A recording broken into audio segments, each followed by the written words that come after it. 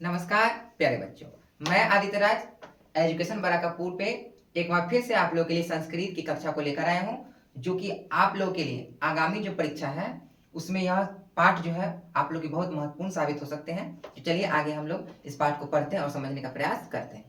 चलिए, यह पाठ का नाम है व्याघ्रपथिक कथा। क्या नाम है पाठ का?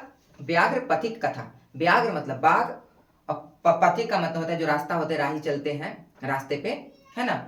तो व्याघ्रपथिक कथा मतलब कहानी। बाघ और रास्ते में जो राही रहते हैं उस दोनों के बीच की क्या है? कहानी है। चलिए, तो यह पाठ जो है 11 नंबर है। कितना नंबर पाठ है? 11, है ना। और यह कक्षा की 10वीं की कक्षा है। कौन सी कक्षा है? 10वीं की, है ना।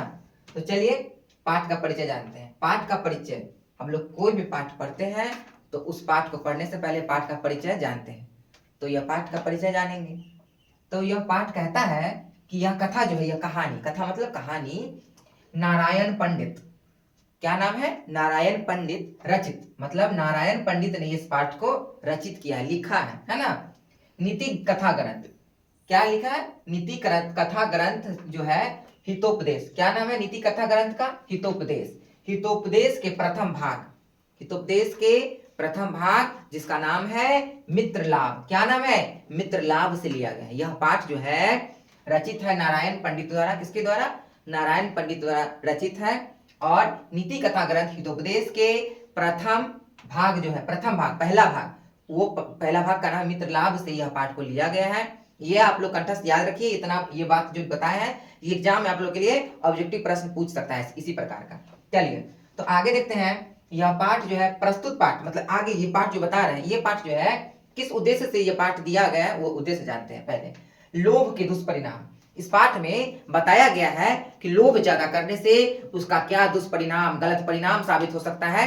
तो यह हम इस पाठ में पढ़ेंगे और इस पाठ में यही चीज बताया गया है कि ज्यादा लोभ नहीं करना चाहिए, ठीक है। उससे क्या दुष्परिणाम साबित हो सकते हैं। तो पहला नंबर पॉइंट मैं पॉइंट कर करके बता दिया हूं कि जिससे आप लोग को समझने में आसानी हो। यह पूरा कहानी हम यहाँ बोर्ड पर लिख देंगे तो आप लोग को ज्यादा हार्ड लगेगा, इसलिए उस कहानी को एक एक कर करके तोड़ तोड़ कर मैं इस बोर्ड पे लिख दिया हूं और आप लोग को समझने के लिए। तो चलिए इससे समझते हैं पॉइंट बाय पॉइंट से। तो बूढ़ा बाघ कहाँ स्नान कर रहा था? बूढ़ा जो बाघ था, यह पाठ में एक बूढ़ा बाघ की कहानी है। अभी तुरंत आप लोग को मैं बताया हूं, पाठ का नाम ही है व्याघ्रपथिक कथा। क्या नाम है? व्याघ्रपथिक कथा। तो व्याघ्रपथिक कथा जो है इसमें बाघ और राही, जो रास्ते में चल रहे राही, उसकी कहानी है। तो बाघ, बूढ़ा बाघ, देखिए यहां से बाघ कैसा था? बूढ़ा था। बूढ़ा बाघ जो है कहाँ स्नान कर रहा था? तो वह स्नान तालाब में कर रहा था। आप लोग से पूछेगा कि बूढ़ा बाघ कहाँ स्नान कर रहा था? तो तालाब में, ठीक है।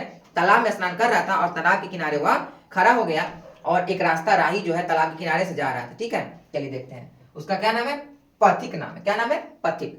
चलिए, बूढ़ा बाघ हाथ में क्या लिए हुआ था? जो बूढ़ा बाघ था वह हाथ में क्या लिया हुआ था? ये क्वेश्चन आप लोग से जरूर पूछेगा कि बूढ़ा बाघ जो है अपने हाथ में क्या लिया हुआ था? तो कुश लिया था। क्या लिया हुआ था? कुश। क्या? कुश। चलिए देखिए, ये कुश जो है कुश लिया था, कुश, है ना। चलिए अगला है तीसरा नंबर पॉइंट। बूढ़ा बाघ हाथ में कुश लेकर क्या बोल रहा था? अब वह रास्ते से जो राही जा रहा था तो बूढ़ा बाघ जो है हाथ में कुश लेकर उस रास्ते वाले राही से कुछ कह रहा था। तो क्या कह रहा था, क्या बोल रहा था? तो चलिए देखते हैं क्या बोल रहा था। बोल रहा था कि सोने का कंगन ग्रहण करो, मतलब सोने का कंगन ले लो। ए पथिक आओ, सोने का कंगन तुम ग्रहण करो। ये सोना का कंगन है। था क्या? कुश था, ठीक है। चलिए देखते हैं आगे, देखते हैं क्या कह रहा है, उसके बाद क्या होगा। तो वह पथिक जो था, पथिक, है ना, चौथा नंबर पॉइंट है, ठीक है। जो पथिक तो था, रास्ता में जो जा रहा था, वह सोचा कि अब बूढ़ा बाघ जो है हमें सोने का कंगन क्यों दे रहा है। तो वह सोचता है, चलिए देखते हैं क्या कहता है। वह कहता है कि जहां अमंगल की आशंका होती है, अमंगल का मतलब खतरा और अमंगल मतलब अच्छा ना होना, है ना। जहां अमंगल की आशंका होती है, शक होता है, वहां जाने से व्यक्ति को क्या करना चाहिए? परहेज करना चाहिए। मतलब वहां व्यक्ति को नहीं जाना चाहिए। जिस जगह हमें खतरा लगे, डेंजर लगे, उस जगह हमें नहीं जाना चाहिए, परहेज करना चाहिए, ठीक है। परहेज मतलब मना कर देना चाहिए, नहीं जाना चाहिए, सोच विचार कर करना चाहिए काम, ठीक है। चलिए आगे देखते हैं। तो वो कौन सोच रहा है? पथिक सोच रहा है। कौन सोच रहा है? पथिक सोच रहा है कि जहां अमंगल की आशंका होती है वहां हमें नहीं जाना चाहिए, ठीक है। चलिए अगला जो है पंक्ति, लाइन, उसको हम पढ़ते हैं, ठीक है। अगला पॉइंट, तो अगला पॉइंट कह रहा है अनुकूल परिवेश कहाँ होता है? तो वो जहां लाभ होता है। क्या? जहां लाभ होता है। अनुकूल परिवेश जो है वही होता है जहां पे हमें क्या होता है? लाभ होता है। यह कौन सोच रहा है? पथिक सोच रहा है। कौन सोच रहा है? पथिक, ये याद रखिए। चलिए अगला पॉइंट है 6ठा नंबर, पथिक के द्वारा बाघ को कहा गया। बाघ को पथिक जो था रास्ते में जो राही, तो वो क्या बाघ को कहा, चलिए देखते हैं। वो कहा कि सोने का कंगन ले लो, तो पथिक क्या जवाब देता है, वह जवाब आगे आपके यहाँ स्क्रीन पे है। चलिए तो बोलते हैं कि तुम हिंसक पर कैसे विश्वास करें। कौन? पथिक जो था वो क्या बोला कि तुम हिंसक हो, तुम हिंसक पर मैं कैसे विश्वास कर लूं। तुम हिंसक पर मतलब तुम पर विश्वास करने लायक है नहीं, तुम जानवर हो, हिंसक हो, मैं तुम पर कैसे विश्वास कर लूं। ठीक है, कौन कह रहा है? पथिक कह रहा है। कौन कह रहा है? पथिक। ठीक है, ये नोट कर लीजिए आप लोग, अपनी अपनी कॉपी में नोट डाउन कर लीजिए। ठीक है, चलिए आगे देखिए 7वां नंबर जो पॉइंट है वो देखिए, धन किसे देना। ये वेरी वेरी इंपॉर्टेंट है, ये हर साल एग्जाम में आते हैं, आप लोग को देखने को मिलता होगा, और ये VVI है ना। धन किसे देना चाहिए, आप लोग तो जानते ही है, धन जो है पैसा, वो किसे देना चाहिए, तो ऑफ कोर्स जानते हैं आप लोग कि गरीब को। पैसा किसको देंगे? गरीब को देंगे, है ना। तो पैसा किसे देना चाहिए? तो गरीब को। धन किसे देना चाहिए? तो गरीब को, धनवान को नहीं। जो पैसा अमीर है उसे पैसा देना चाहिए नहीं, मतलब जो गरीब है, जिसे पैसे की जरूरत है, हमें पैसा उसी को देना चाहिए। चलिए अगला है 8वां नंबर पॉइंट, दवा की जरूरत किसे होती है। दवा मेडिसिन, है ना।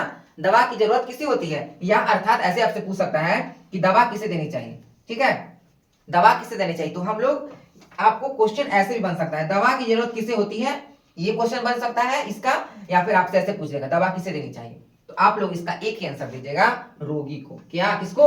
दवा हमेशा किसको देना चाहिए? रोगी को, बीमार, जो व्यक्ति बीमार है। रोगी मतलब जो व्यक्ति बीमार है, बीमार व्यक्ति को नहीं दवा देंगे, स्वस्थ व्यक्ति को दवा देते हैं नहीं ना, हम किसे दवा देते हैं, तो बीमार व्यक्ति को। ठीक है, चलिए ये बात को आप लोग याद रखिए। आपसे ऐसे ही पूछेगा एक ही लाइन में कि धन और दवा किसे देनी चाहिए, तो हम ऐसे लिखेंगे, धन गरीब को और दवा रोगी को। धन किसे? गरीब को, और दवा रोगी को देनी चाहिए। ठीक है, चलिए अगला है पॉइंट 9वां नंबर, दान किसे देना चाहिए। दान जो है, दान, हेलो, हम लोग जो है घर पे कोई आता है व्यक्ति मांगने कोई चीज, तो हम उसे क्या देते हैं? दान देते हैं। तो दान हमें किसे देना चाहिए? कोई चीज, चावल हो, गेहूं, किसे देना चाहिए, तो जिससे कोई उपकार नहीं कराना। उपकार का मतलब उल्टा कोई काम, जैसे मैं किसी को यह मार्कर अगर किसी को दे दूं, तो उसके बदले में हमें भी कुछ चाहिए होगा, तो हमें ऐसा, इसको दान नहीं कहते हैं। दान कहने का मतलब मैं किसी व्यक्ति को अगर अपना सामान कुछ देता हूं, तो उसके बदले मैं उससे कुछ भी नहीं चाहूंगा, उपकार नहीं कराना, उसी को दान कहा गया। याद रखिए, दान किसे कहा गया है। अगर पूछ देगा आप लोग से 2 मार्क्स में नंबर, ये 2 नंबर में यह पूछ देगा कि दान किसे देना चाहिए, तो आप लोग क्या बोलिएगा, जिससे कोई उपकार नहीं कराना, जिससे कुछ हमें उपकार नहीं कराना। ठीक है, चलिए अगला पॉइंट है 10वां नंबर, कीचड़ में कौन फंस गया, तो कीचड़ है ना, कीचड़, उस कीचड़ में फंस कौन गया, तो फंसा कौन? पथिक। कौन फंसा? पथिक, जो रास्ते में जो राही थे वह कीचड़ में क्या कर गया? फंस गया। चलिए अगला नंबर पॉइंट है 11 नंबर, जिस व्यक्ति की इंद्रिया और मन अपने बस में नहीं हो। क्या? जिस व्यक्ति की इंद्रिया, इंद्रिया का मतलब क्या होता है, आप लोग इंद्रिया सोचिएगा, अभी सर जी तो इंद्रिया बता दिए, अब इंद्रिया का मतलब नहीं समझ आ रहे हैं, तो इंद्रिया का मतलब होता है यह जो आपका ये जो है आंख है ना, नाक या कान, और यह त्वचा, और यह जीभ, जीभ जो है वो, ये यहाँ पे 5 इंद्रिया है। कितने इंद्रिया है हमारे? 5। कितने हैं? 5, याद रखिए। पहला नंबर आंख, दूसरा नंबर नाक, तीसरा नंबर कान, चौथा नंबर ये चेहरा है, स्किन वो, और उस 5वां नंबर ये जीभ जो दिख रहा है, जीभ, वो 5 ज्ञानेंद्रिया होता है। ठीक है, आप लोग ये कंठस्थ याद रख लीजिए। ठीक है, ये आप लोग हिंदी में भी पूछ सकता है ये क्वेश्चन, है ना। तो जिस व्यक्ति की इंद्रिया अपने बस में ना हो, अपने पे कंट्रोल ना हो, है ना, तो उस व्यक्ति की सारी क्रियाएं जो होती है, सारा काम, जिसका जीव कर रहा है, आंख से अंधा है मतलब तो दिखाई नहीं देता है, कान से सही से सुनाई नहीं दे रहा है, गलत सुनाई दे रहा है, तो उस व्यक्ति का जो है सारा क्रिया, कोई भी काम वो कर ले, कितना भी कोई काम कर ले, जैसे बहुत सारा व्यक्ति होता है अच्छे अच्छे काम क्यों ना कर ले, लेकिन उसका काम जो क्या होगा, हाथी के स्नान के समान। अगर सर जी हाथी के स्नान के समान लिख दिए, तो इस किताब में, इस पाठ में बताया गया है कि जिस व्यक्ति का इंद्रिया, नाक, कान, आंख अपने बस में ना हो, वह व्यक्ति का सारा काम, पूरा काम हाथी के स्नान, हाथी के नहाने के समान होगा। अब हाथी के स्नान के सही से समझ गए, मतलब कि हाथी जो नहाता है वह आधा अधूरा, पूछ भी जा, पीछे भी जाता, मुंह नहीं भी जा, मुंह भी जाता, कान भी जा, कान भी जाता, पीठ नहीं भी जा, है ना। तो उसी प्रकार हुआ एक इंसान का काम, जो उसका काम क्या होगा, पूरा अपने बस में ना हो, उसका काम सारा बेकार चौपट हो जाएगा काम, है ना। अपने इंद्रिया को अपने बस में रखना चाहिए, समझ में आया। या कौन सा ये इस पाठ में बताया गया, पाठ के द्वारा बताया गया है, ठीक है। अब देखिए वह बूढ़ा बाघ जो था वह लालच देकर पति को कीचड़ में फंसा दिया और कीचड़ में फंस गया। उसी प्रकार बाघ आकर उसको झपट के पकड़ लिया और उसको पति को पकड़कर खा गया। कौन? बूढ़ा बाघ। और इसी के साथ यह चैप्टर यहीं समाप्त हुआ और आगे आपका ये जो है बताया गया है। देखिए ध्यान से, क्रिया के बिना 12वां नंबर पॉइंट, क्रिया के बिना क्या भार है। मतलब क्रिया के बिना काम, क्रिया मतलब काम, क्रिया के बिना मतलब हम काम नहीं करें और काम के बिना क्या हमको भार लग रहा है, ज्ञान। और हमारे पास ज्ञान है, समझ लीजिए ज्ञान है और उस ज्ञान का हम कोई उपयोग में नहीं ला रहे, कोई काम नहीं कर रहे हैं, हम आलस की तरह सोए हुए हैं, तो हमारे लिए क्या है, भार है, ठीक है। इसलिए हमें ज्ञान का प्रयोग करना चाहिए और ज्ञान का प्रयोग करके हम अच्छे अच्छे काम में हमको ज्ञान का प्रयोग करना चाहिए, ठीक है, अच्छे अच्छे कामों में। तभी हमारे क्या होगा, ज्ञान भारम क्रिया बिना होता है ना। आप लोग पढ़े होंगे इससे निचले जो कक्षा है उस कक्षा में कि ज्ञान भारम क्रिया बिना, है ना, कि ज्ञान भार है क्रिया के बिना, ठीक है। बिना काम का हमारा ज्ञान क्या है, भार है ना, हमारे ऊपर बोझ है, इसलिए हमें उसका प्रयोग करना चाहिए। तो यही इंपॉर्टेंट पॉइंट है इस चैप्टर में। आशा करते हैं, उम्मीद करते हैं आप लोग को यह पाठ जो है बहुत अच्छा से समझ में आया होगा। तो यह पाठ यही समाप्त होता है। इस पाठ से हमें यह सीख मिलती है, हर एक पाठ से हमें सीख मिलती है, लेकिन इस पाठ से हमें यह सीख मिलती है कि हमें कभी भी लोभ नहीं करना चाहिए और लोभ करने के बाद अगर लोभ करते हैं तो उसका दुष्परिणाम हमें खुद ही भोगना पड़ेगा। इसलिए लोभ हमें नहीं करना चाहिए, समझ में आया। चलिए इस पाठ का आप लोग स्क्रीनशॉट ले लीजिए। आशा करते हैं कि आप लोग इस पाठ का स्क्रीनशॉट ले लिए होंगे और यह पाठ आप लोग को बहुत ही बेहतरीन तरीका से समझ में आया हो।